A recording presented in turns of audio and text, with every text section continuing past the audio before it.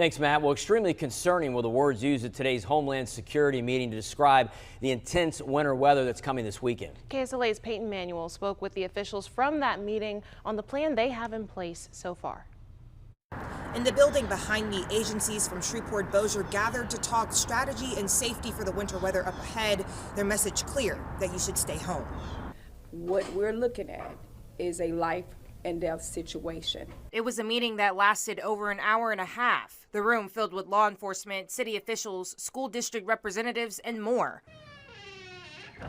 Media wasn't allowed inside, but officials gave us a rundown of what to expect from this weekend's forecast. We always prepare for the worst and pray for the best. And so we're hoping that based on what we heard from the National Weather Service, that this event does not cripple our parish and the city of Shreveport, but there's potential. Friday through Sunday have been declared first alert weather days, with expectations of up to 3/4 of an inch of ice, up to possibly an inch in some areas. So if you still need to prepare yourself in your homes, officials say you should get it done by 5 p.m. Friday.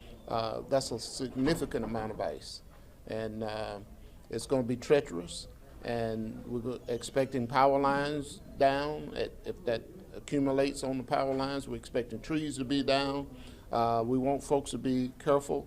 If a tree does fall on the power line, don't go out and try to move it yourself. Let us know. Contact 911. If you do lose power, emergency lighthouse locations will have electricity and water at Morning Star Baptist Church and the Highland Center. Officials say the roads will be prioritized for first responders to do their jobs. That's why it's pivotal you stay home unless absolutely necessary. In Shreveport, I'm Peyton Manuel.